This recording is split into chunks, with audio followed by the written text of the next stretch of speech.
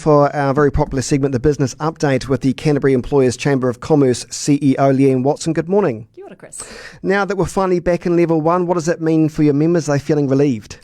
Absolutely. I think being in a level 1 has just given people a little bit of an extra boost on a great sunny Canterbury morning. And it does mean quite a difference to some of those sectors that continue to be quite impacted by COVID, particularly the hospitality sector, the retail sector. So I think that'll be very welcomed by those organisations in those two sectors. So really good news. What's your gut feeling how businesses are feeling going into the election, or does it really depend on what sector we're talking about? It does depend a little on the sector. I mean, we know when we go into a general election, it always creates a little bit of uncertainty, and that coupled with, of course, the impact of COVID and the ongoing uncertainty around the borders opening and those sorts of things, does mean that we've got a higher degree of uncertainty. And unfortunately, uncertainty is not something that businesses like. It means that they become quite conservative. They choose to sort of sit back a little bit more and just wait on outcomes before, choosing to invest in things like R&D, research and development, plant and equipment, and in fact even growing their businesses by employing more people. So, yeah. But is that uncertainty going to continue because COVID-19 across the globe is uncertain? We don't know when it's going to stop or when it's going to fizz out. Yeah. Look, I think there will be a degree of ongoing uncertainty, but I guess the general election has just added another dollop of that on top of. But we've seen some pretty good positive signs across our economy. I mean, the Canterbury economy itself is responding really well, and we've seen some really positive growth since April. July, which is the latest figures, we've seen good economic recovery, which is pretty much in line with New Zealand's economic recovery, particularly in things like the manufacturing sector, and general retail spend has been, well up year on year, which is really positive. In what's deemed a recession, what does it actually mean, and what do you think, from a grassroots point of view, Christchurch residents will see as a result of a recession? Yeah, it's a really interesting question, and I think there are definitely some sectors across our community that will be more impacted by the recession than others. And what it typically looks like, I guess, for the average member of the public is they do become a little more conservative. For the same reason as businesses, they don't know what's ahead of them, so they think twice about going out and spending on some of the things that are perhaps luxury items as opposed to necessity items. But is that because we're being told there's a recession? So in a way, is it almost a self-fulfilling prophecy? Yeah, it certainly can be, and I think we've got to be really careful of that. And actually, as I said, the retail spend and the economic recovery in Canterbury has largely been pretty positive so far.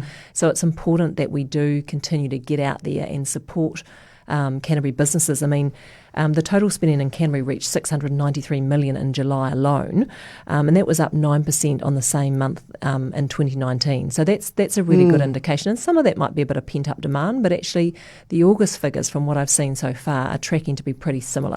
Do you reckon that's because we can't travel overseas, so people are using their discretionary income on luxury items that they wouldn't otherwise purchase, like cars and makeup products and even cosmetic surgery is doing a roaring trade in Christchurch? Is that right? Not from personal experience, but I do happen to know that's the truth.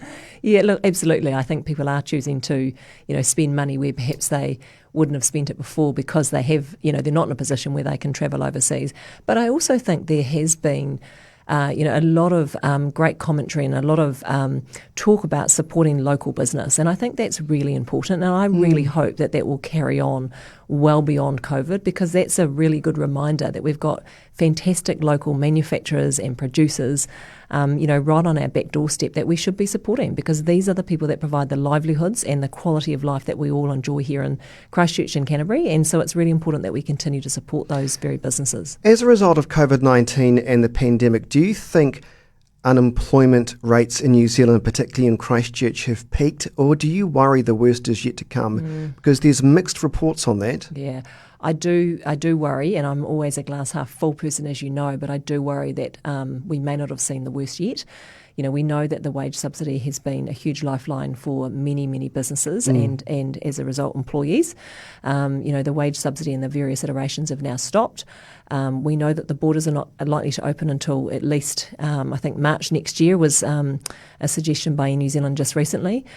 So while the borders remain closed, those sectors that we've talked about, tourism, hospitality, events, some retail, will continue to be impacted. So they have been propped up by the wage subsidy. Many of those businesses have made significant adjustments to their overheads and costs where they can.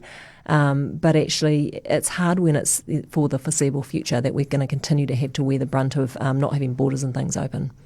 It is interesting, and I was saying this on the radio earlier this week, that over the weekends when I'm driving around and going to furniture shops and just window gazing, I suppose, window shopping, it's busy. The city is busy. You see lots of couples out and about buying their furniture, buying their fridges, their whiteware.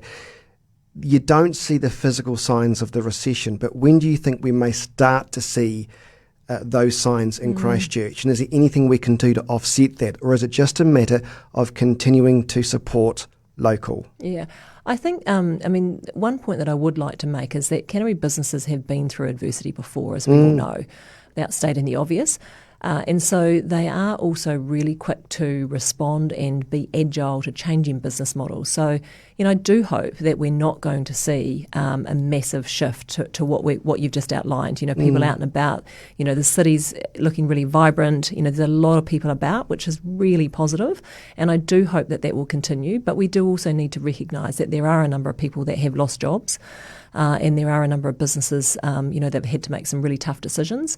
So the businesses that are, continuing to be impacted, we need to do everything that we can to support those businesses in different ways. That's going out and purchasing from them, but also making sure that those businesses have access to the right support, whether that's through organisations like the Chamber, but also, what's the City Council doing to support them, what's central government doing to continue to support them, making sure they've got access to the right information and support that they need moving forward is really important. Traditionally, business confidence has always been uncertain before an election.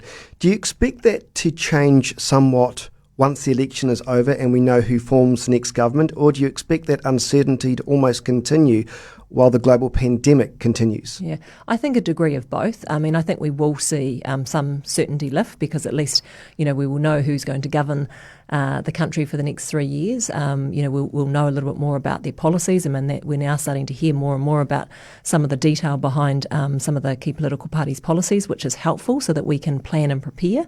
Because even though, business doesn't like uncertainty, and sometimes they don't necessarily like some of the policies that are being rolled out, at least they can plan and prepare for what that might look like from their own business perspective. So I think from that perspective, we will see that level of certainty, I guess, be improved. But the COVID, I think the COVID uncertainty is an interesting one because actually I think our business community are also, and I hate using this word, but they are really resilient. And so they do, they're used to disruption so that they can plan around disruption, but it's just when it's constant. And we do need to remember too, it was a good reminder. I was talking to someone this morning and I sort of said we're through the COVID crisis, but actually, and his response was, well, are we? And actually, COVID is still very much having an impact across our business community, across our livelihoods, actually. So it is important to recognise that we're not through it, but we do have to learn to live with it in our community, and that goes from a business perspective as well. So we have to be agile and we have to adjust and adapt our plans, and that goes for the way in which businesses operate as well.